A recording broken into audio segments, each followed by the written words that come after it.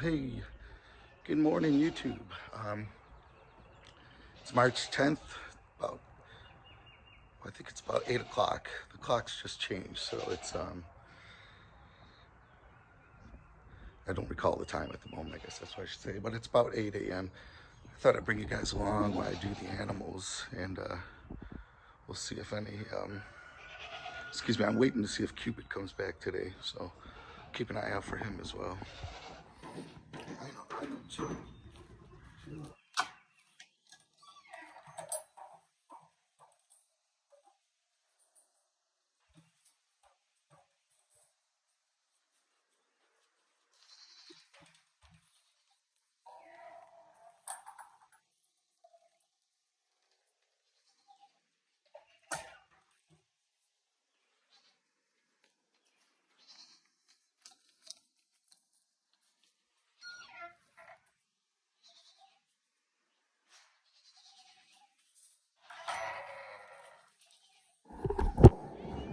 Oh, Mr. Cupid, I just fed you, bud. I know, it got cold. I know. Right? I fed you though. Go on in, go eat. Go eat. You wanna go this way? Come on.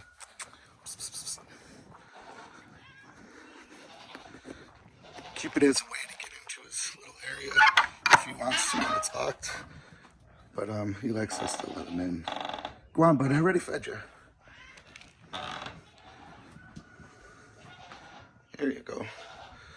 He is the best barn cat I think that anyone could ever imagine. He's probably the best cat I've ever had, period. We've ever had in general. He really just floats around the barn up here. He's always within striking distance of the barn. And usually in one of the neighbors' yards, he'll be out there sleeping. It's a real pretty day today. The sky's gonna be nice and clear today. Hey, chicky. Hey, chicks.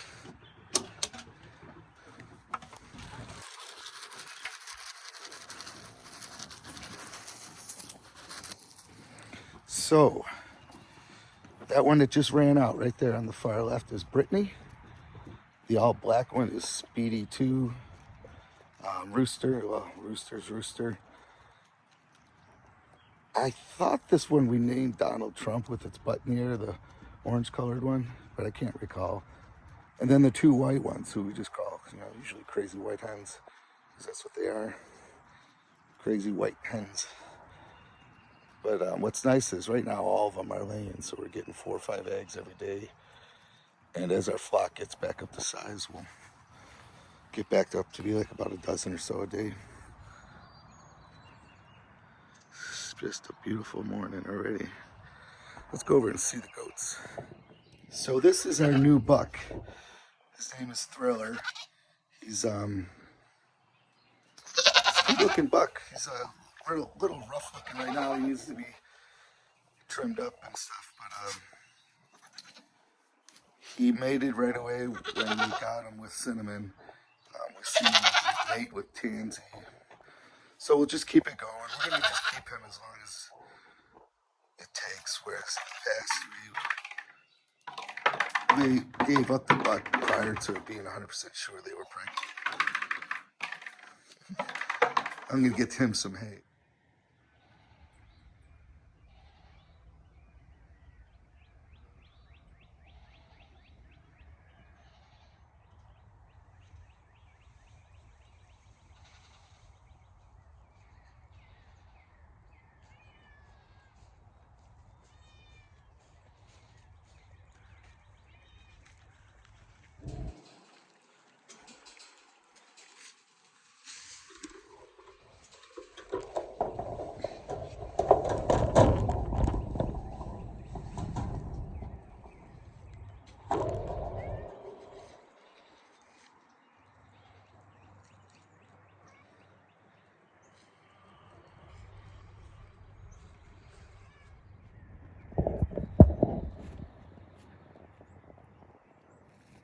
Thought while I was up here I'd give you a very, very early update on things.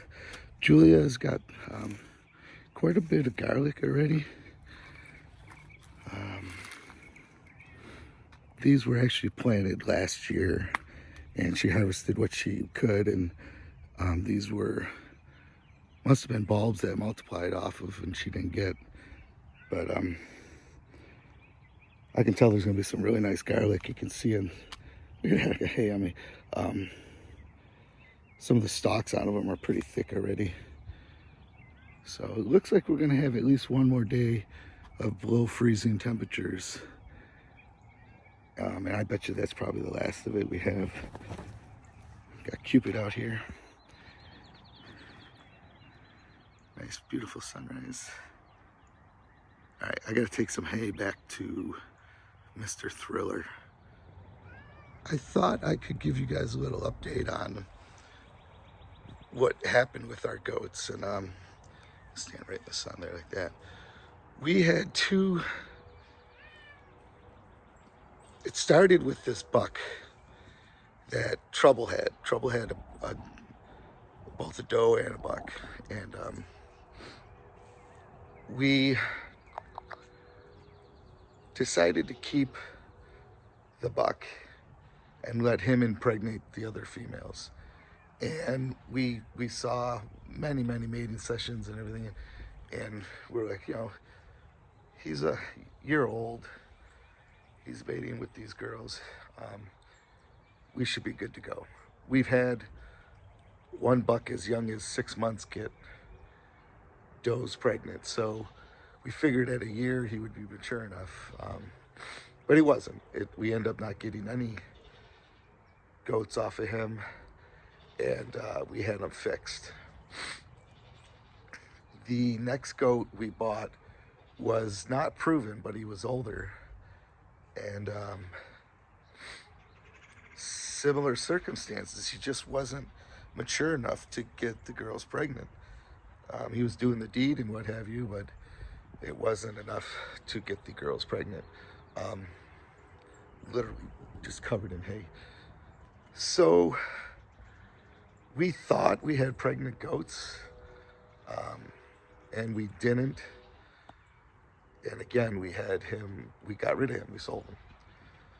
So we realizing our screw ups was really just being too ambitious, and you want something so bad, you sometimes do detriment because you're trying so hard, you're not making smart decisions, And that was the case. We were so looking forward to babies that we were kind of rushing the process. So now we got Thriller. Thriller's a proven buck. He's got great lineage. One of the does that he comes from, I don't know if it was the mother or the grandmother, but was sold for $10,400. So we'll never see that kind of value because we don't show our goats, but we do want good genetics, which is why we paid $650 for him. And if things go well, he'll get the girls pregnant, and we can still sell them after the fact. But this time we're gonna wait till we got babies on the ground to be 100% sure. So let me show you. We're gonna actually, let's say this. I gotta get Thriller some hay, so I'll grab the pitchfork and take some hay over to him. So the pond's all nice and full. If you remember, all we had was that little spot over there as a pond, and then I dug all this out the first year we were here. And just every year I try to do something, continue to add onto this berm, so when it does want to flood up, it can get nice and full. But it draws so much wildlife down here. Birds, the deer, raccoons, stray cats and dogs. No, that's our cat, that's Cupid. Let me take you over to the swales real fast. So I'm over here at these swales. They're doing super well. I had put a bunch of compost and mulch down on the slopes, and then the chickens came and dug it all up, and not terribly concerning, but I gotta address that. So our peach tree, it's already got buds on it. Last fall, I pruned it to open up inner, the inner part of the tree. The way the light, as it comes down, it can come down into the canopy and hit the tree in all kinds of spots. Whereas if we had branches crisscrossing, they would not only shade out the tree itself, but they'll strangle other good branches. So we pick the ones we want and prune it out that way. I'm not an expert at pruning by any means, but you know, this was our first year pruning it, and I just took it kind of easy and trying to get a general shape that I'm looking for, which is kind of like an umbrella shape. I think what I eventually want to do is bend these out. That way when they're fruit laden, they get nice and low where we can pick them. So we'll see what we do. I don't know. But we've got a lot of good growth coming on. I'm trying to see. Blueberry. There's a mulberry down here that's starting to leaf out. So, nothing terribly significant, but it's always nice to see the first few buds and stuff coming out. We had an elderberry somewhere that is really, oh, here it is. I'll skip over. There's only a few trees that have any buds on them right now anyhow. But this elderberry over here, just loaded with leaves already. So that's kind of where we're at. I mean, goji berry's got some good leaf started on it. And I think they'll all manage through the cold snap we're gonna have tonight. It's supposed to drop down to 30.